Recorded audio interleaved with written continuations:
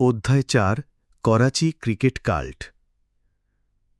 আমি কোনো ক্রিকেট ইতিহাসবিদ বা মাস্টার স্ট্র্যাটেজিস্ট নই, তবে এটুকু খুব ভালো করে জানি যে প্রতিটি ক্রিকেট খেলুড়ে দেশেরই একটা নিজস্ব সংস্কৃতি আর উপসংস্কৃতি থাকে, যা শেষ পর্যন্ত মাঠের খেলাটাতেও প্রভাব ফেলে।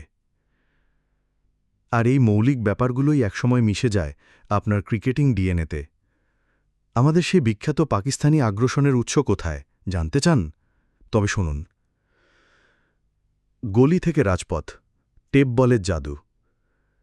পাকিস্তানের প্রায় সব মহান ক্রিকেটারদেরই হাতেখড়ি হয়েছে গলির মধ্যে, টেনিস বল আর ইলেকট্রিক টেপ দিয়ে। এই দিক থেকে আমরা বাকি দুনিয়ার চেয়ে একদম আলাদা। অনেক বিদেশি ক্রিকেটার আছেন যারা ক্রিকেট গ্রাউন্ড ছাড়া অন্য কোথাও কখনো খেলেনি, কিন্তু আমাদের এই স্ট্রিট ক্রিকেট কি খেলায় কোনো তফাৎ গড়ে দেয়? অবশ্যই দেয়। প্রথমত, এটা আমাদের হ্যান্ড আই কোঅর্ডিনেশনকে চিতার মতো ধারালো করে তোলে। একটা আসল ক্রিকেট বলের চেয়ে টেপ বল আকারে ছোট হয়, এটা বাতাসে ছোটে বুলেটের গতিতে, আর এর সুইংটাও হয় মারাত্মক। তাই একজন ব্যাটসম্যান হিসেবে এই বলকে ওড়াতে হলে আপনাকে অনেক বেশি চটপটে হতে হবে। দ্বিতীয়ত, টেপ বল পিচে পড়ে বা বাতাসে যেমন দ্রুতগতিতে আসে, তেমনি বলের এক উইকেট টেপ যদি একটু ব্লেড দিয়ে চেঁচে দেওয়া যায়, তবে এটি বাতাসে আক্ষরিক অর্থেই মাইলের পর মাইল সুইং করবে। আর সবচেয়ে বড় কথা, এই বলে আপনি যে কোনো বুনো আর সাফুসি শট খেলতে পারেন, বিশেষ করে আকাশচুম্বী সব লফটেড হিট। ফর্মুলাটা খুবই সহজ। ডানলপের মতো একটা ভালো মানের টেনিস বলকে এক স্তর টেপ দিয়ে প্যাঁচানো হয়।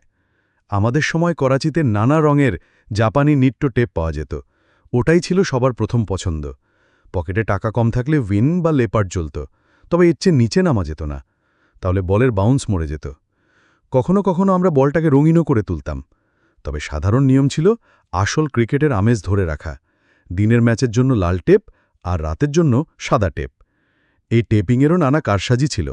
বাড়তি টেপ দিয়ে বলের মাঝখানে একটা কৃত্রিম সিম বা সেলাইয়ের মতো তৈরি করা যেত, যা বলের সুইং আর স্পিনকে করে তুলতে অবিশ্বাস্য।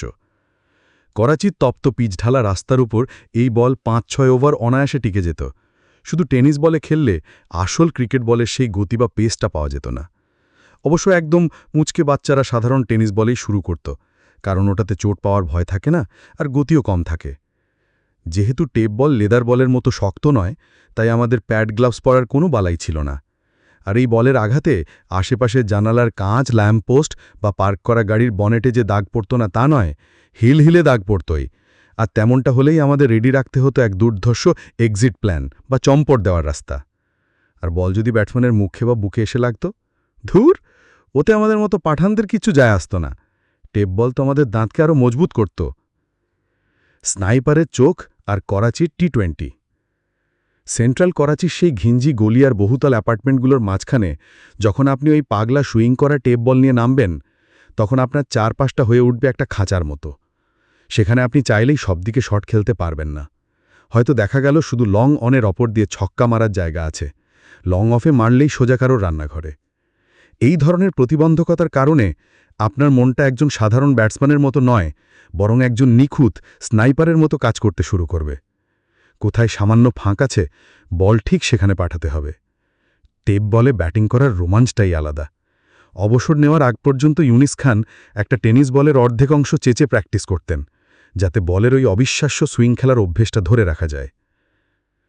তবে এই ক্রিকেট আমাদের বোলারদের ১২টা নাজিয়ে দেয়।